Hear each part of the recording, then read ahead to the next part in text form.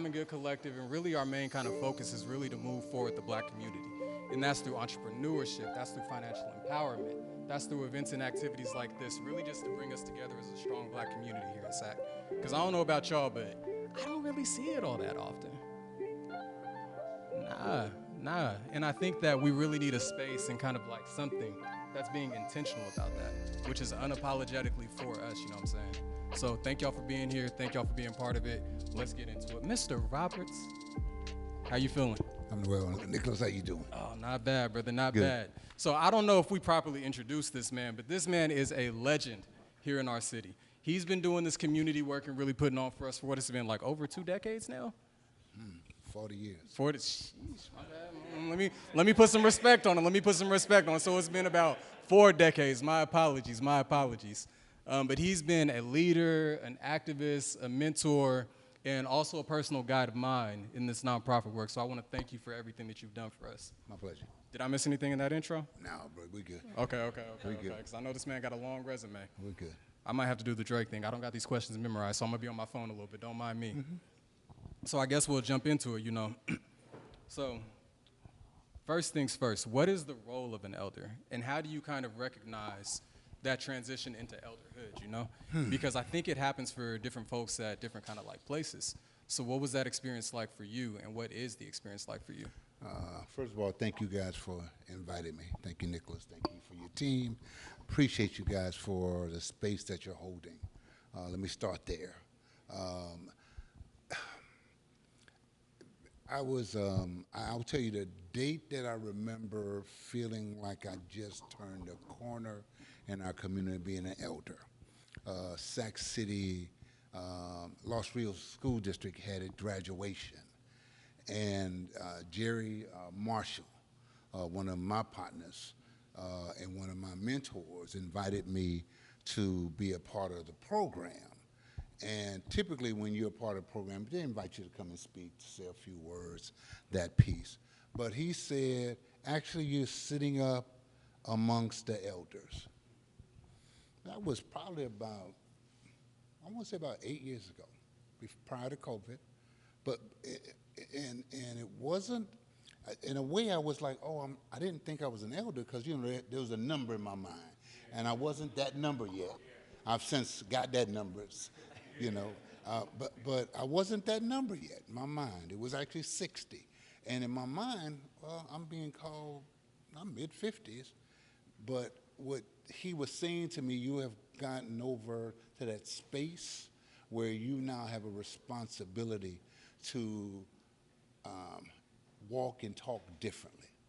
And it may sound kind of strange to be told that, but that's literally how it came to me. It was that your walk now needs to be different. Your actions, people are watching in another way.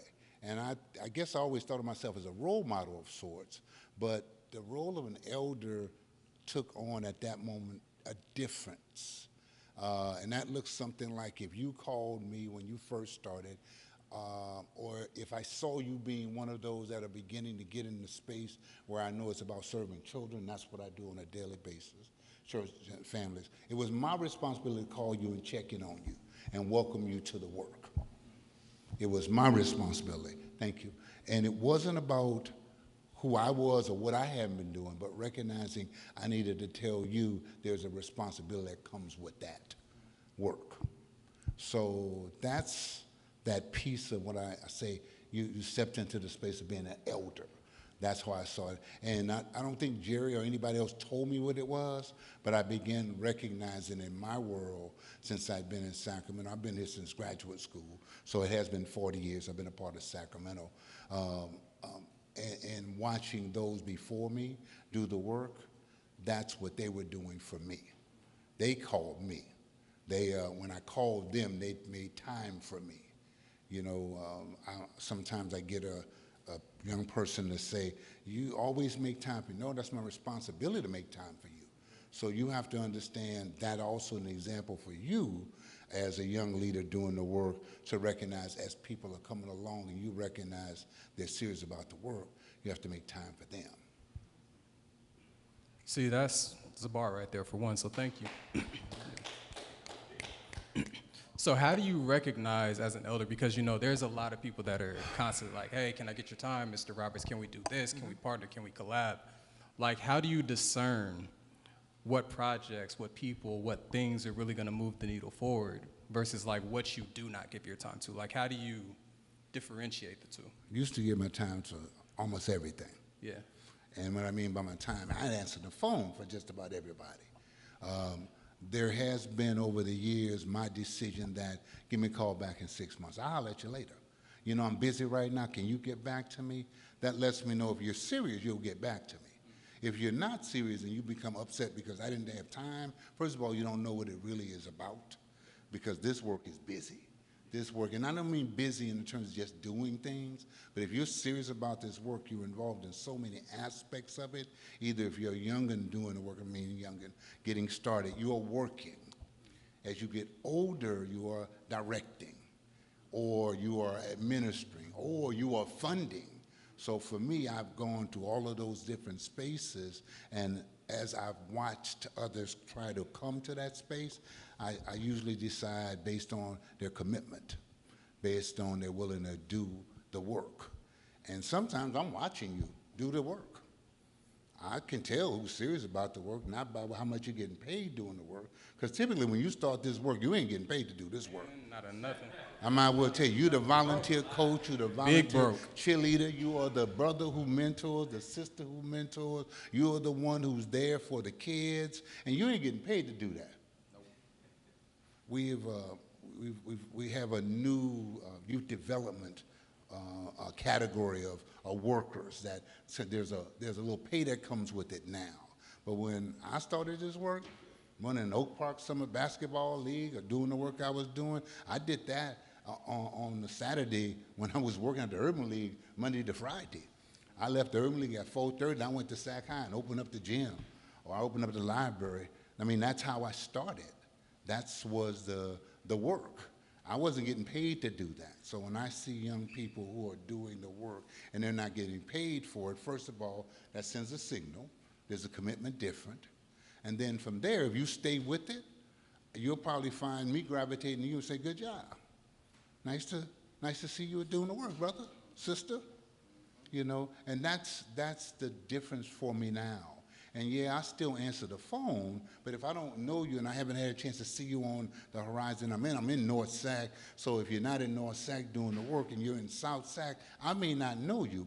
But if you don't tell me a name of somebody who makes me recognize, I can make a reference to that person. And because, you know, this world is still small, the work world, and the people have been doing it for 20, 30 years, I know all of them. We all know each other. So if you tell me that's who's you're working with or who you are connecting with, that's good. I feel like you're at least around somebody who is about the work, you know. So I don't normally work on Sundays. And he'll tell you, I told him directly, I said, I'm not Sunday? Oh no, I'm chilling on Sunday. Because Monday to Friday and Saturday I'm doing a little something, and this totally looks different than it used to look. Started our center 24 years ago, my wife and I, in North Sacramento, Roberts Family Development Center. That's the formal work. Before that, Oak Park is where I grew up at, and if somebody calls me by the name of Derrel, they usually knew me from Oak Park.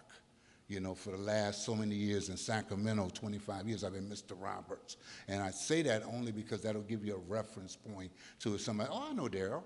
That means they typically, you know, they started Salvation Army, they started Sac High, their brother, their sister, their mom would bring the kids over in that space, and that's how I gained a reputation of being working with our youth.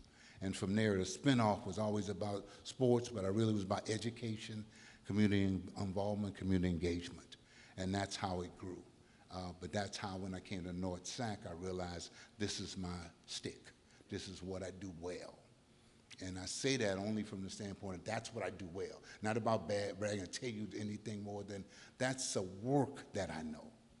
That's a love that I have. That's a desire that has kept me going through thick and thin. on the bad days as well as the good days. And yes, a lot of them appear, a lot of the days today appear to be good days, but you can go back 4 or 5 years ago and Google it and say, oh shit, they were attacking that brother. But that's because I was doing what I had made a commitment to do. Typically involved us, typically employed us to do the work for us. And I think I heard somebody talking about, I heard the brother talking about connecting with the youth. Y'all do that. I connect with y'all. Y'all connect, and I say y'all because I'm looking at a lot of y'all are probably under 45, and if you're under 45, I'm talking to you. Y'all do that part, connecting with the young people, bringing young people to connect with the young people. My responsibility is to make sure I tell you how to pay for that. Today's world, so everybody got to get, people doing the work oftentimes think it should need to be paid for it. So I talk about how you can set it up so that you can get paid for the work. Yeah, because Goodwill don't keep the lights on. No. Goodwill does not keep the lights on. Nope. You made a good point there. You know, like in the early days, you not making no money like that. Like you might be making headlines, but you got a negative balance in the bank account. It don't all the way balance out. So what does it look like to get past that part, past that kind of like, you know, the struggle of like, all right, trying to get funding, trying to get the right connections, and then how do you sustain it from there? Remember I told you I was working with the Urban League to pay the bills, right? And 3:30, 4 o'clock when I knocked off from paying the bills, and some parts of the bills allowed me to do that youth work that I started understanding the work, but the reality is I didn't do the work that I do now or did do time until after work, my bill paying piece. So if you are serious about this, you might want to think, okay, what can I do until I can do what I love to do to pay the bills? Because if you're trying to do what you love to do at the beginning to pay the bills, it's going to be hard. Reputation, work, connections, all those things take time. All those things take time. How did you get to where you're, oh shit, do you want to talk about that? Man, you know, my first 3 to 5 years, I didn't make $1. I had a wife who worked, committed to what now she was my wife who worked, committed to our vision of developing Roberts Family Development Center, and we had a cool enough relationship that she never made me feel funny about not bringing in the dollars that I had made, I made before we started the center. So for the first 5 years of the center, I might have maybe $18,000 to $20,000. I left for $50,000, $60,000 administrative job at that point with the school district when I walked away. Yeah, to do that, to do the work that we do now at Roberts Family Development Center. So that's just the reality of the work. So if I'm talking to anybody who wants to do the work, if you're not presently getting paid to do the work, I would say wherever your job is, be okay with doing the work in the evenings, on the weekends, Saturday, and Sunday when you're starting. Because I did drive-bys on Sunday. I drove, Mr. Roberts did drive-bys, as the kids would tell you. He drove by the house, checked on me and my sister, and made sure Mama knew we got meetings coming up this week at the school. We needed this done, and we needed that. That was me. That was my Sunday gig.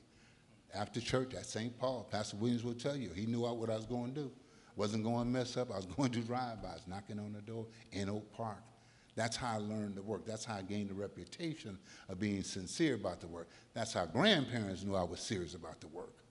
Because when I came on Sunday, I came to check on them about their grandbabies in school that week, or the mother and father, if mom and dad were together, or the mom and the boyfriend, to let them know, hey, this week is this. This is what's happening. We need your baby to be on time. It's testing week. You know, it's Spirit Week it's Black History Month at Keith P. Kinney. We want you to be there on this night for parent meeting. That was what I did. That was how I got respect from people for doing the work. And a lot of today is based on those years, formal years, when I started doing that. Yep. Yeah. Yep. Well, people respect the work when they actually see it, you know, because we can talk about the work all day, but unless it actually translates into doing something, working, you know, doing it with our hands, it doesn't really mean anything outside of just words, you know. which are cool. You know, somebody has to be the broadcaster, somebody has to tell the story, but somebody also has to be the hands that actually moves this thing forward that we're doing over here. So I do have another question in that regard for you. How are you, because it's just that you kind of like explained it, you know, you teach the teachers teach the babies, et cetera, et cetera. So like, how are you impacted by the legacy of the folks that did the work before you came along? Like, what did that look like for you? How do you honor their legacy? I was a worker. I was the young brother who moved the tables. I was the young brother who moved the chairs. I was that dude to start off with. And yeah, I was smart enough to have been the spokesperson in other places, but I started off just doing what everybody else did. And I did it. I was in Oak Park. I'll tell you a little story. In Oak Park, we used to do a summer concert series before any of y'all were around. Maybe one or two of you might remember the Oak Park summer concert series back in the day.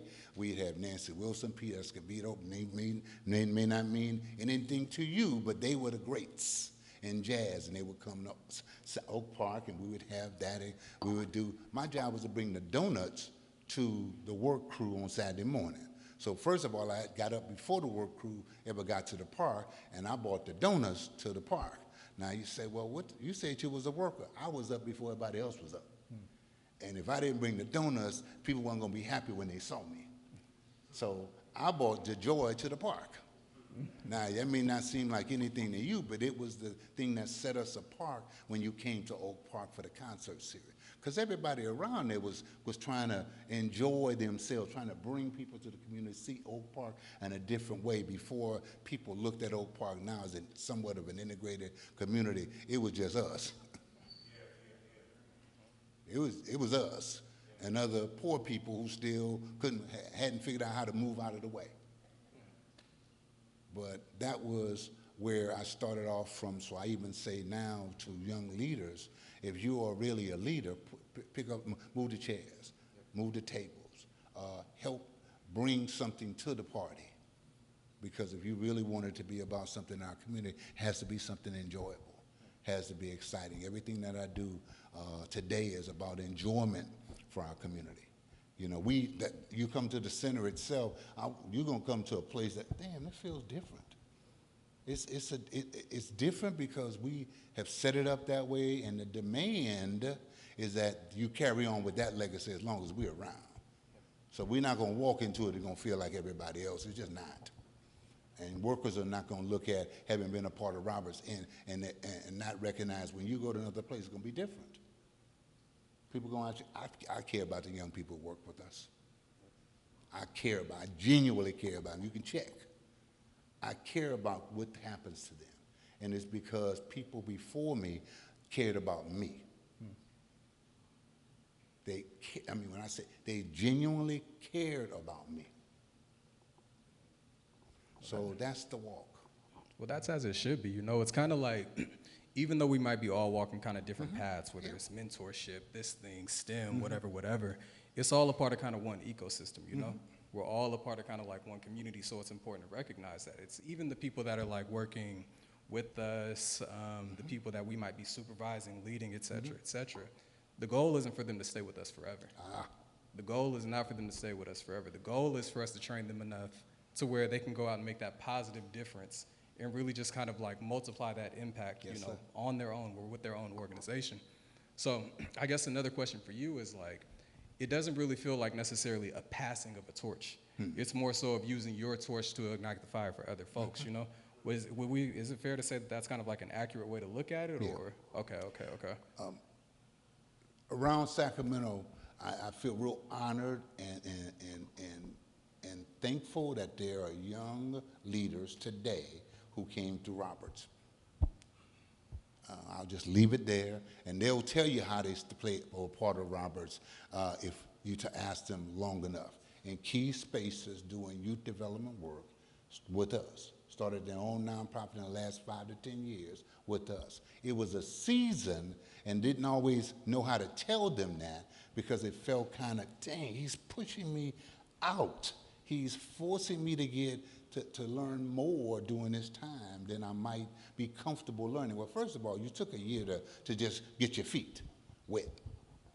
You took a second year to kind of, and I always tell you that second year is when you start kind of feeling like you understand what it is, because the cycle of our work is typically a school year. So if you can imagine, the first year is that school year work, add summer to it. By the second year, you kind of have a feel for what's going to go down, when the kids will be out of school, when the spike starts happening. I mean, they're getting excited because they're about to get out of school, so they're a little more rambunctious. And you know that because you now have worked it for a while. By the third year, I start talking to you about leadership, because you can't stay in the beginning stages anymore. You got to aspire to be. I don't want to be a leader. You got to help me. What do you want to do then? Because you can't stay here, because that's the entry-level spots. And I need to get new blood in to an organization or a movement for it to work. And then people have to be okay with moving there. So right now at our center, I'm part of a layer of 10 leaders that have been with me at least 3 or 4 years. And they're now at that space where the next couple of years they'll figure out, what do I want to do here? Because I only have so many spots above them to be coordinators and directors. And I mean, I'm giving you the visual, but within our community, that's also how we have to start looking at what's going on and start making sure that people in that space to begin with don't stay there 3, 4 years. I'm comfortable here. Yeah, you're comfortable here, but you're not allowing us to bring new blood in to connect with the young kids who now have changed. Because you gotta remember, my approach to connecting with young people will be very different than yours. Oh yeah. They. I remember when we first kind of started Square Root Academy, like almost 10 years ago now. Almost 10 years. I was in my mid-20s, you know, I was around like 25 and all that. And I was telling the kids, like, look, I'm 25, I'm this, and they're like, dang, Mr. Nick, you're old. I was like, dang, I'm only in my 20s, like I'm barely, but I was still young out here. So it's kind of like the whole relatability factor. That's another reason why it's important to get that new blood out there, because it's like, I don't know how to work no TikTok. Like, I don't know how to do none of that, but it's important that whoever is there is able to kind of like speak the same lingo, to speak the same language. So just to kind of be connected and make sure that we're of the community that we're kind of like representing. Like, what do you think and what are your thoughts about kind of like the responsibility of these community leaders to go back home and really to immerse themselves in the community and know the community? I'll just tell you me. My responsibility is to raise up the next crew of leaders that look like us. That's my responsibility. So out of every summer we bring on 30 new people. 30 people continue, 30 new people come in, 15, another 10 of those are leaders, of all 60 down below them. That 30 probably looks like this room, with 1 or 2, maybe 3, maybe 4 Latino kids, maybe 1 or 2 Southeast Asian kids, 1 or 2 Native American, but out of the 30, 20 of them are African American. I partner with Cooper Woodson at Sac State. I partner with the Mosier group through Los Rios. That's who I am. Now, if you don't understand that or think there's something wrong with that, that's your piece. And you can go on and start your own center and do it just the way you want to do it, because watch it. That's how they do it. That's how they do it. And they surround our children with people who are trying to learn how to work with our kids at another level. Because they're only there 1 or 2 years with them. Then they get teacher slots. They get not rec aid slots, they get rec leader spots. They get department slots for the city and the county. And the school districts call on them to, like I said, teach or to be specialists. And that's just how that is. So for me, my responsibility is that. And I know it may take you a little bit longer, because, you know, it may take you a little longer, but my hope is that you will 5 years, 6 years, 7 years say to me, or me say to you, I see you teaching, or I see you a principal, I see you an administrator, I see you doing the work, I see you started your own thing. Ain't it as hard as I told you it was? How about that young man comes to work every day at 8:45 when he's supposed to be at 8:15 and continually, oh, yeah, that was you.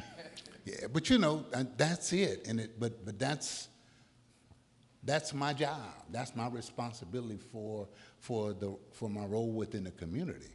So I get it that's my role, but I also pass that torch on to others to take on that role of helping support and establishing a goal or a standard, I should say. A standard for the work that's being done around our kids, because we have to have standards of those who work with our kids. We need to.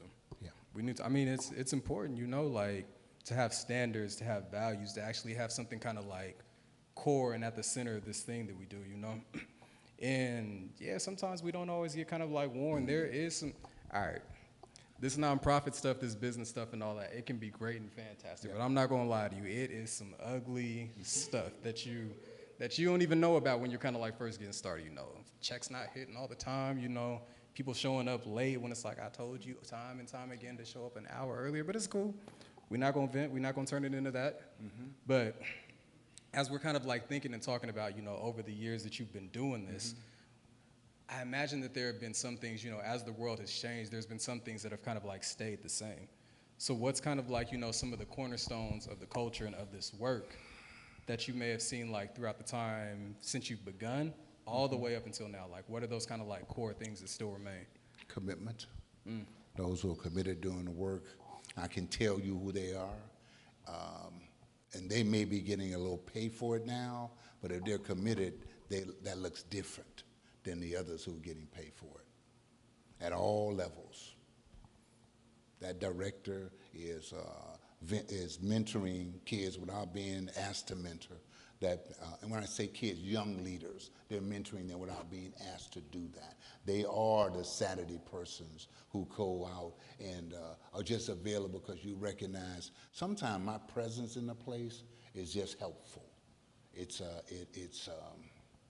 It confirms for those who know me that if they're trying to do what I do or trying to continue the legacy that we've started in Roberts, that my being there says, you're doing that.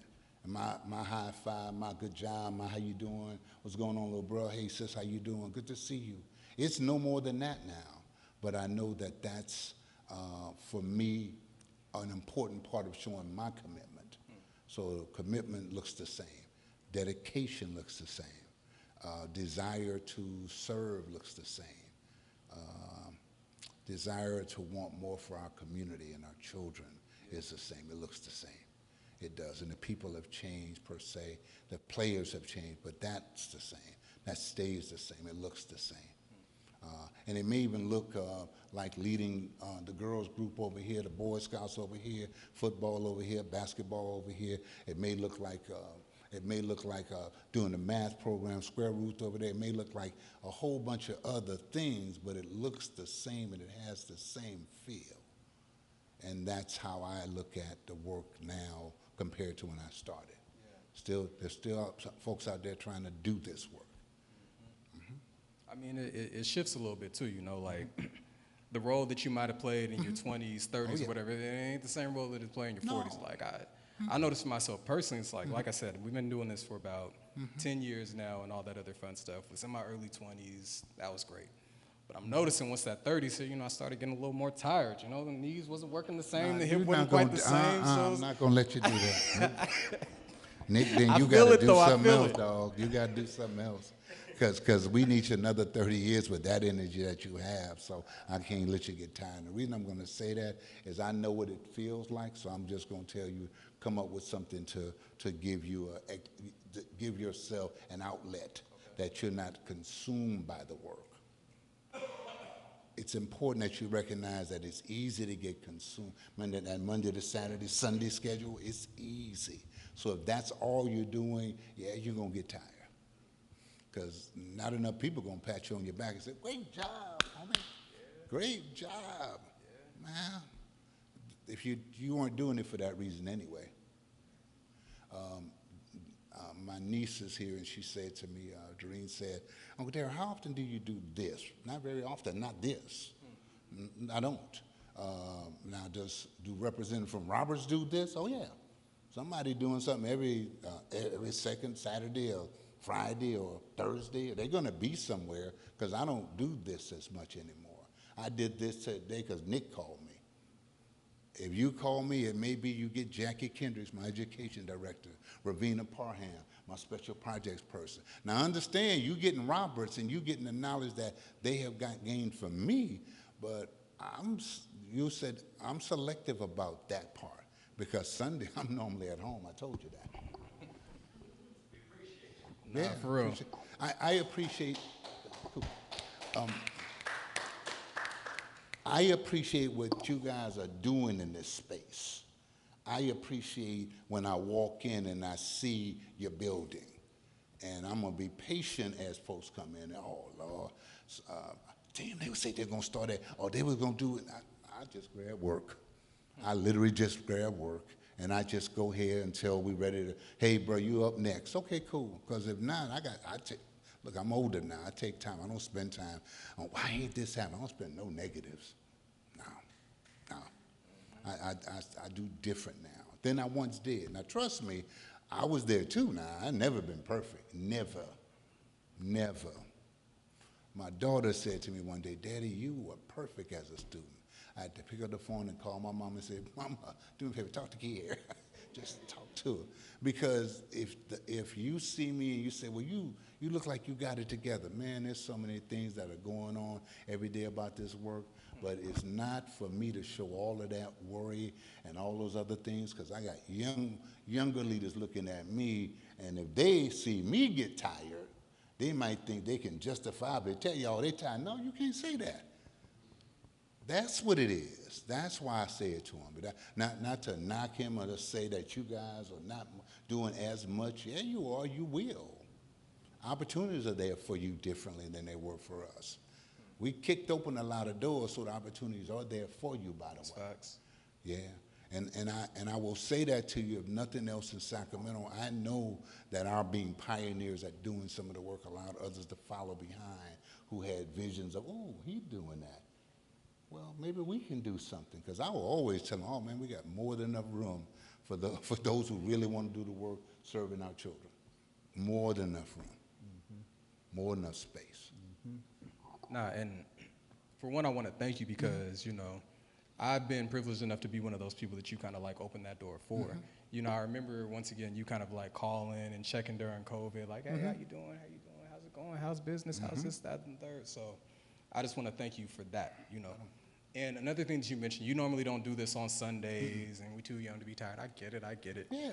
So how do you sustain this work, like, in the long term? You know, I hear that you don't do the Sunday work, you know, but what else is kind of like the secret sauce to kind of like keep going with all this? I didn't know the secret sauce when I was your age. I just did it.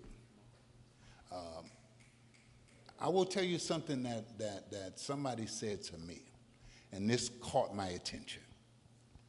You are available for everybody. And one day, you're going to get tired, and you're going to be moved to the side, and they call me an orange. You're orange. You're like an orange. You get squeezed to speak here. You get squeezed to show up there. You get squeezed to show up there. You get squeezed to show up there. And one day, you're going to be tired. And nobody's going to pay attention to you being tired. They're just going to hear you say, I can't. And they're going to find another orange to put in your place. So a lot of times when I talk to young people about this work now, I tell them, be careful. You can't say yes to everything. I tell them that now. You can't be at everything. You can't speak at, if you're the feature speaker at a whole 6-month period of time, you're going to be wore out. And you get wore out, trust me, they're going to find somebody else to be the speaker for the next 6 months. So all I'll say to you is it took me time to figure that out. It took us getting a little older to want to start doing more. So my wife started saying, let's go do this. We go cruising. Let's go there. We go to Mexico. Let's go there. I'll go to New Orleans.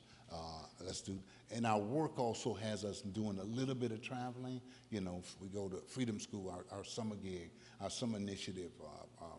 We send staff to Tennessee, and I'll normally go to Tennessee for a few minutes, and then I'll go to New Orleans because I grew up in New Orleans. I don't know if any of y'all did, But since none of y'all claimed it real fast, y'all ain't from New Orleans. Because that's when I know. When I say I'm from New Orleans, somebody say, who that? That's the normal.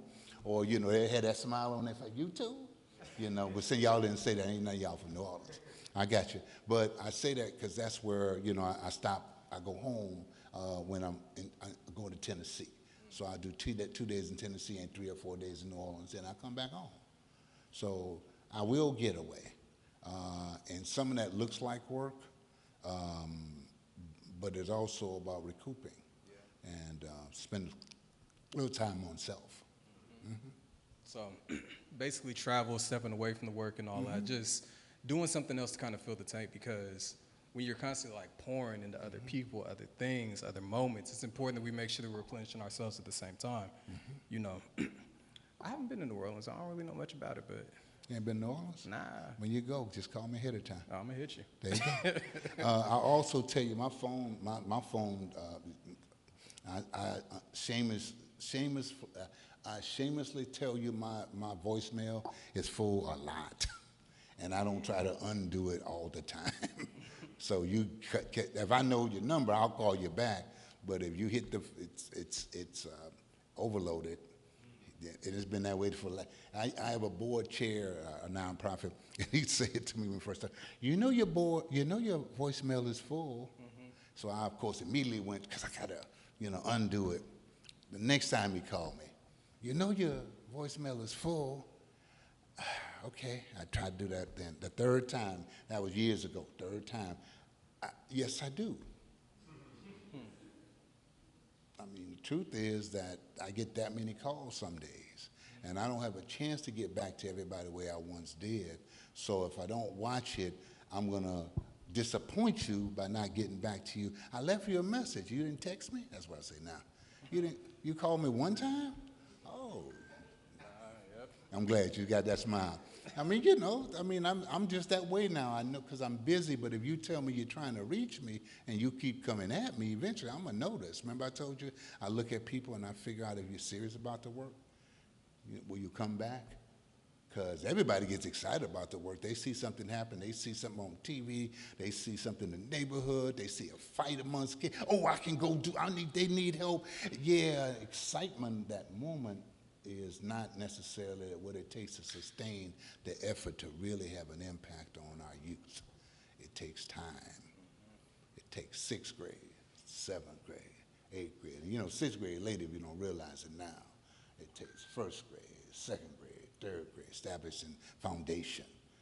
4th, 5th grade, values. It takes vision. It takes education. It takes commitment to getting to the stage, to the front of the stage, and they calling your name, and then going to college or going to something on beyond high school. But that takes time for you to make that happen too. Yep. So my 20 plus years at Roberts Family Development Center have seen a number of young people come, rise, and now send their kids to Roberts Family Development Center, and that's a true story. You see some cute kids whose dads or mom used to go to Roberts Family Development Center, and we jokingly say that we actually have kids, young people, we call it legacy.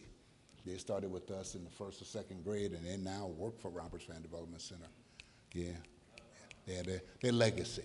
That's the legacy that when and I didn't think about this until one day. It was my wife who mentioned, that's a legacy kid. Yeah, well, that's what it's about.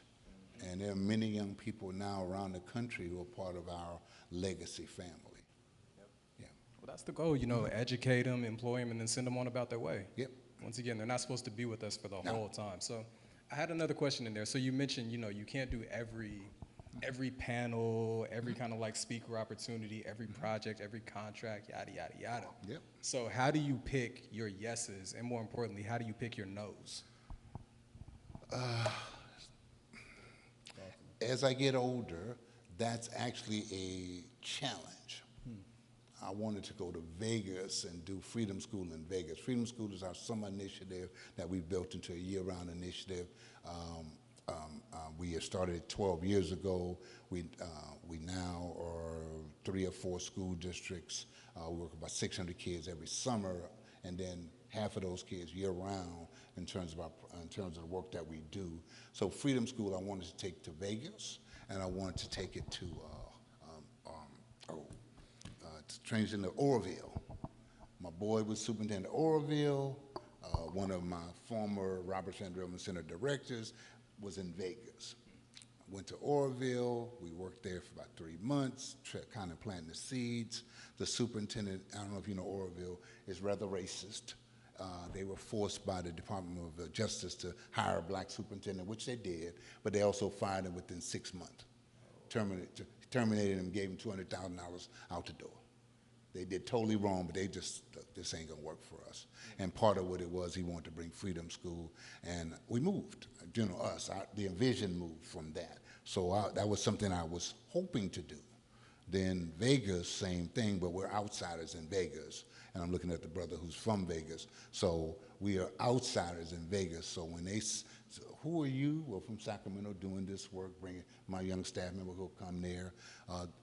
We'll hire from the UNLV and the community college in the area. We'll do that. We'll serve the kids there. Didn't hear that. They heard, you're from Sacramento. And I was paid quite well to be an outside consultant for the young lady who invited us to come. But the community said we would rather not do it if it's going to be outsiders. You don't know how it's going to work. Now, all money ain't good money. I mean that. That's real. Serious. That's real. So that's that. So I don't do everything, but there are certain things I might want to do based on a desire to expand us and help my partner in Oroville, or to help a young lady who's trying to establish some things in Vegas. My only other thought right now is maybe doing something in New Orleans around Freedom School, but everything else is local. So whatever's going to happen over the next few years as I transition from CEO Roberts Van Drielman Center to CEO Emeritus, you know, that's the thought. We'll stay local. We won't be in every district. I don't suspect everybody's going to invite us, but those who invite us and make the resources available for us to properly serve, I'm good there. Yep. Yep. That trying to go to a whole nother like city and all that, it's a little bit hard. You know, I remember when we first started branching out into LA with Square Root, you know, oh yeah, Square Root Academy. They're like, who? You know, oh, from South Sacramento, South where? Like the same areas, they really don't hold any type of weight. So it's really just kind of like making sure to carry like that spirit of community and all that stuff with you wherever we go, because that's universal. You know, the spirit of our community, the spirit of what we do, the commitment to this work, like you said, being kind of like a cornerstone in what it is that we do and how we do it, you know, that translates everywhere. Correct. But it's just the opportunity to get in that room. And obviously you've been in many rooms, you've been doing this for a long time. So I have this one last question before we open it up to the audience for you all to have your questions, like, how do we continue the work and legacy that you've kind of like built within Sacramento and for our people like throughout? How do we continue that? I don't know how you honor me other than how you doing, Mr. Roberts, how things going. I have, part of that is because I spend very little time thinking about that part, and even the question was a little strange to me. So, you know, I mean, we got a building with our Roberts Van Drielman Center name on it, so that's the little kid said to me, that's your building. Don't realize I have to pay for the mortgage, or we pay for the mortgage as an organization. So if that's the recognition, that's the recognition. Being honored by people for doing the work for longevity, or at that period being thought of as being innovative, and at different times they call you innovative, then later on they say you still around, you know, and they go from that to, you know, well, we'll honor you because you have been here a while. And those are just stages of this work. I don't think anybody who really does this work, they recognize what I just said, so they're not expecting anybody to honor them. They're usually surprised if you honor them. I'm probably going to step on some feet of, and I have stepped on feet of some young people who do this work, and it becomes about I, me. I get it because you're doing good work, but you got to let people recognize your good work. You can't keep telling them how good your work is. It has to be, you know, it's action. It's the action. So just being actionable about it. And that's just like we were talking about earlier, because we could talk about it all day. Yep. But it's like, okay, show me you honor me with like what you've done. Show me you honor and hold this work in high regard by continuing it yourself and really like not playing with it, because it's community work. This is something that really moves us forward. This is not something to play with. This is not something for a job. This is not something for just monetary gain. If you want that, go work at Target. It's good. Yeah. But if you actually want to make positive change and really move the needle and move in our community forward, then let's take this thing seriously. Yeah. Once again, it's nothing to play with. Just so you know, just because you said that, I keep references or keep relationship with people like Popeyes and the McDonald's in the neighborhood and the Walmart. I keep relationship with them so that if somebody I see just wants to work, I will tell them in a minute, let me make a phone call for you, for somebody who will give you a job. You might make 18, 15, 19 bucks. If you need to make 20, they might even pay you $20 to do it. But I'm not going to let you do what you're doing now in front of our kids. It's not going to work. And at the end of the day, I'm responsible for anybody who gets hired at Roberts, because that's the last person that they meet. Mr. Roberts typically is the person who says, welcome to the family. Because I see it as that. I mean, that's what it is. It's one ecosystem, one family. But, as far as like making sure that, your team is operating under a certain standard, everybody has to be on the same page. Yep. Because when you step onto that classroom, you step onto that platform, you're not representing just you, you're representing an entire movement.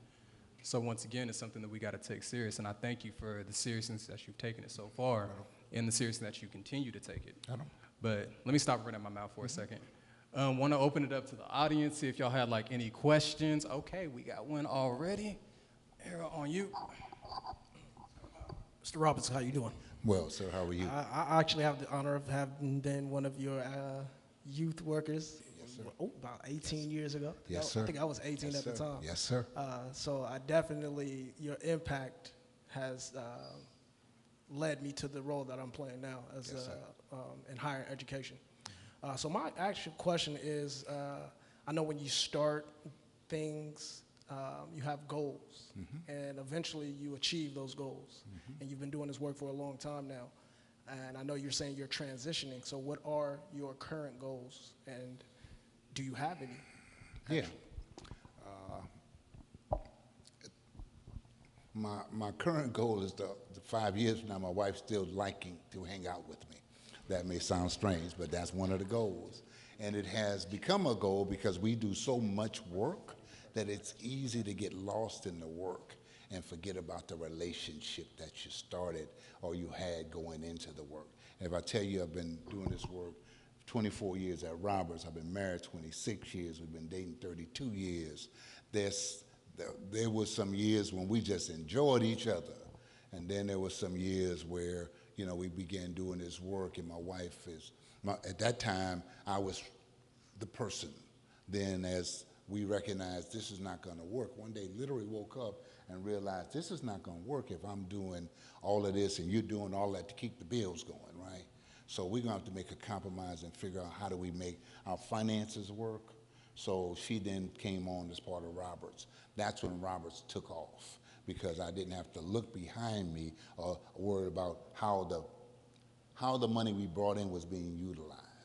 We were being good stewards of the dollars we're getting then, because she knew it needed to happen. I knew how to, I was the driver. I got up every morning, I was there, and I was available. So my goals then were that. My goals now is, okay, what do we now do to keep enjoying each other, but also to keep doing things that I don't want to worry about the center, so I'm hoping that in the next 2 to 3 years that things are set and the new person has been selected and that person gets my time, as a consultant. But I want to do other things, and I don't want to do other work things. Let me tell you straight up, not looking to do other work things. I'm not that dude. I literally would, and I know it's going to be interesting, but I'm really trying to figure out what else can I do that doesn't require me to do it as a 9 to 5 or a 24/7, because I've done this as a 24/7, and the previous work was the 9 to 5 plus work. So that's a transition for me now, and setting goals, and that's happening literally as we're speaking. Trying to have money You know, when you do nonprofit work, although you guys are young enough, let me tell you what you need to do. Whatever you're getting paid right now doing this work, put some of that money to the side in an investment. And it could be a very small investment, you know, very low, what's that called? It doesn't have to be it can be a conservative investment, but just put it in there so you can have money when you retire doing this work. Because this work doesn't pay a lot of money. And even if you get to, you're not gonna make $100,000 until you're so deep in the game. You're gonna be almost about to stop doing the game when you get to that level making that money. You might be comfortable enough to pay your bills and might be comfortable enough to make sure your kids are taken care of, but you're not making loan money doing working with young people. And the people who tell you differently, I'm happy for them. Simple. I'm happy for them. Hey, so can I, one more question selfishly? My bad, y'all. So this is another kind of like selfish one I wanted to ask real quick because I love that you mentioned Mrs. Roberts so much kind of like as you all are both kind of integrated in this work. So as busy as you are and with everything you're doing, like how do you maintain and keep that relationship healthy while still doing and taking care of all the people that you're taking care of? My bad, last one. I'm gonna be quiet. I'm gonna be quiet. It's a constant work. It's a constant work because there are times when I come home. I mean, I used to take calls when I got in the door. When I get ready to come in, I'm in the car for a few minutes, knocking out whatever last minute calls I want to do, because when I come home, typically, I'm not doing Roberts Family Development Center. I'm trying to do Roberts, Tina and Derrel, you know, at that point. And it's still hard to make sure we're doing that. So it is work. And if somebody says, oh, it's easy, tell them to call me and tell me what they're doing easy. Because, you know, it's been that. You know, it's been as each step that I've told you about in our organization, it's been that step in our relationship, you know, as husband and wife. Yep. It's beautiful. What's the brother's name again? What's your name again? Derrel Roberts. So nice to meet you. Very nice to meet you. Accolades and kudos. Right on. You belong to a legacy too. So my question is there something that we've forgotten as a community that we should rekindle? You know, from the people who made you the man you are. Yeah. Edmund St. Cyr, my grandfather. If you come to the building, you'll see the picture of my grandfather, my grandmother, my mother, my dad and his wife, my wife's mother. That's the mural. That was more important to me than all the other stuff that we did. We recognized them. Thank you. I am Mr. St. Cyr. I literally will tell you the day that I was called Mr. St. Cyr for the first time, it reminded me of who he was to me. The example of a man who did what it took to provide for his family. And he was a custodial janitor at a building, at an elementary school in Southwest LA, Western Avenue Elementary School. If you know LA, that's where he was, Mr. St. Cyr. And there are young men and young women who I know today who talk about my grandfather and the janitor, not the principal, not the teacher, the janitor. They talk to him in that way because his walk as a man in both the school setting and community setting was such that that's who I wanted to be. So I was that. I think we have forgotten who it was, who we admired most, and I think that's the difference.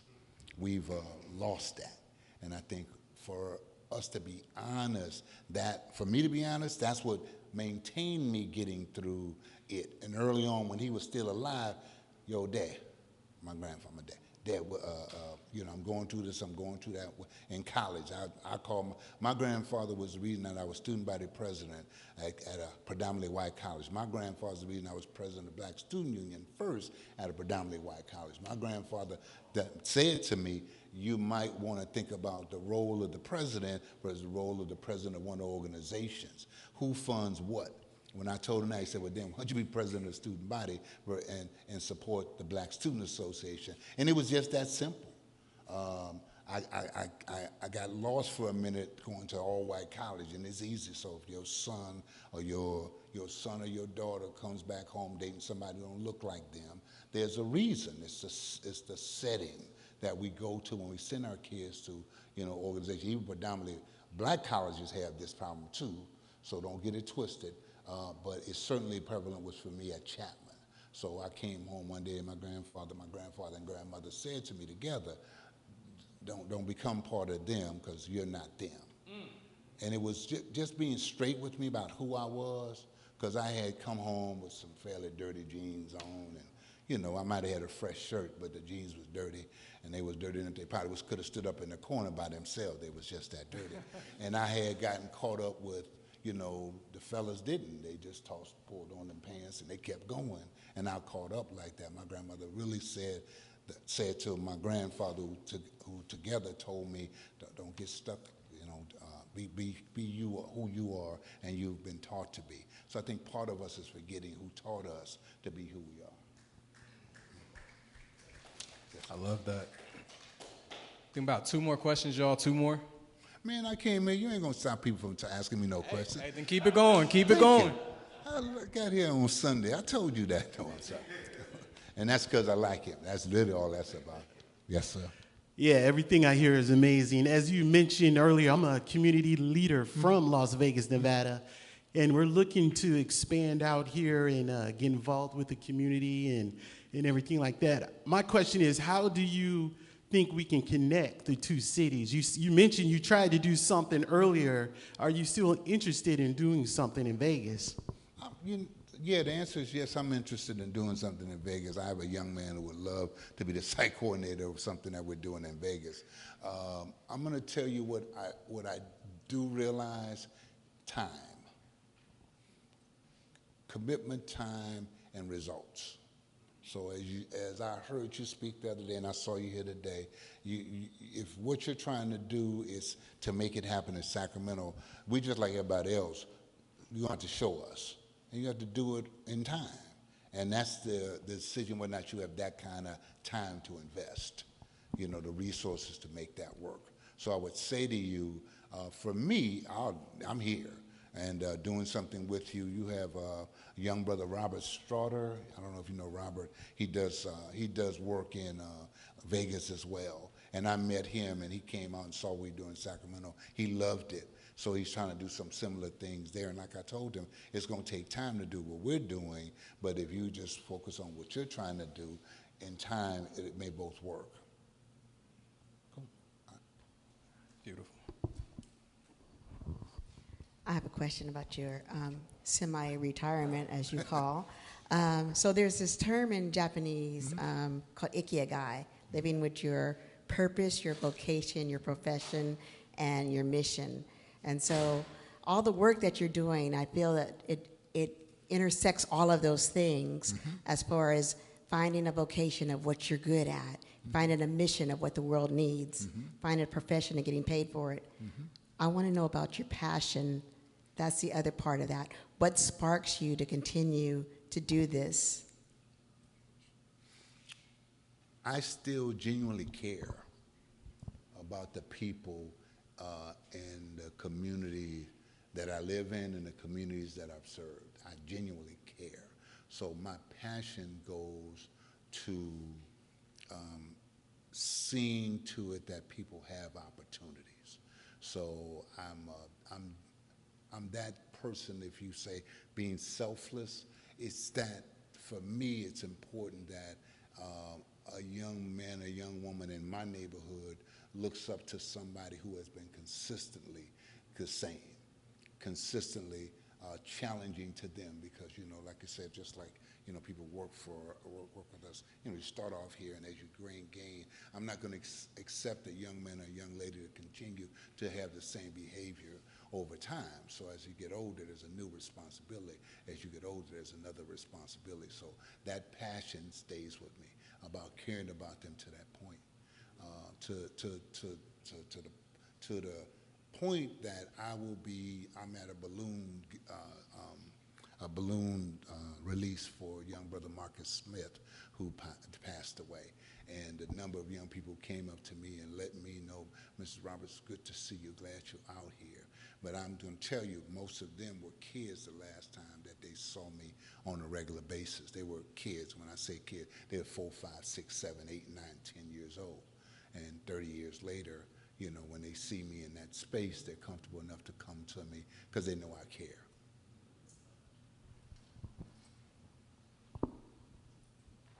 First and foremost, I want to say respect. God bless. Thank you. I got a 3-part question. Mine's is, what was your principles, your foundation, and your spirituality? Spirituality. I'm a believer. Not only do I know there's a God that I serve. I'm not an active member of a church right now, you know, a couple reasons, and we could always talk about that off-site. It had nothing to do with the church. It has to do with just a decision that was made by me and my wife. Let's see. You said, give me principle. I said principles, Mm-hmm. foundation, and spirituality. Foundation, family. And sometimes it's hard even for family to understand what that looks like or what that feels like. But if I can be available for family, I'm there because that's how I was brought up. Be available. That's a hard one though, because you get people sometimes misunderstanding. Well, I'm not going to just accept anything from you because you're family, but I'm open to working with you because I was given that foundation to love, respect, and honor family. First one again. Man of my word. I tell you I'm going to be here, I'm going to be here. And if I can't be here, I'm going to tell you ahead of time I'm not going to be here. I'm a man of my word. Word is bond. Hey, Mr. Roberts, how you doing? I'm good, Doc. How you? Good. So, quick question. Yes, So, when I was younger, I came here from Indiana for like a couple of years, from 94 to 95, right? Were you working at the Salvation Army on? I was Mr. Roberts. And I remember you because it was a basketball league there. Yes, it was. Wow. Oh, wow. Yes, sir. Oh, wow. Yeah. So when you said, I'm like, wait, hold on.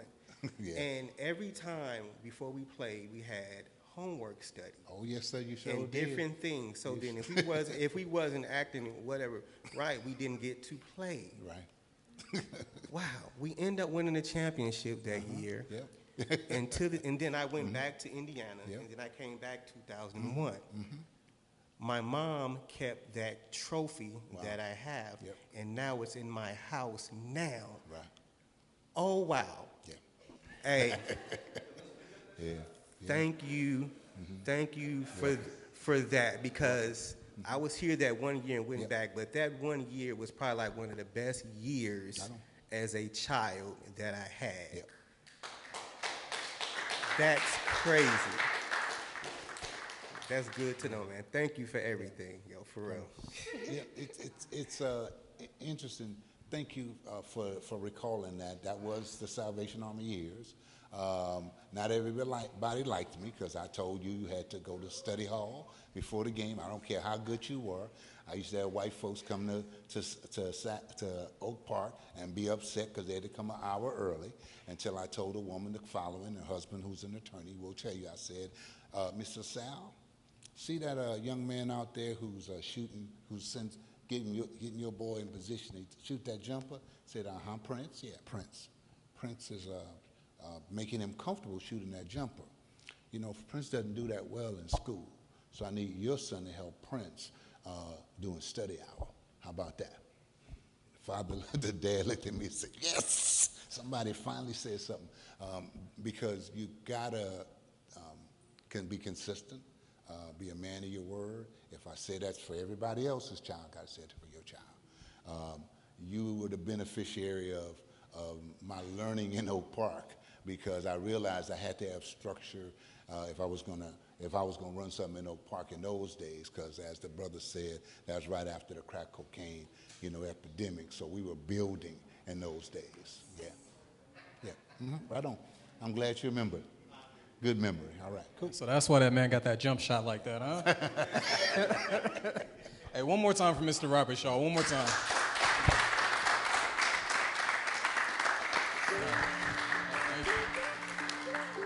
I want to thank you for being here. Thank you for being a part of this. Thank you for really being a beacon for our community, you know, like, because without you, so much of the do-good work that's happening from the next generation, from my generation, those that are coming up, it wouldn't have been possible without you paving that way. So thank you for that. Really appreciate you. And as with everything, you know, we like to make sure we give people their flowers while they can still smell them, you know. So if we can go ahead and hand you this.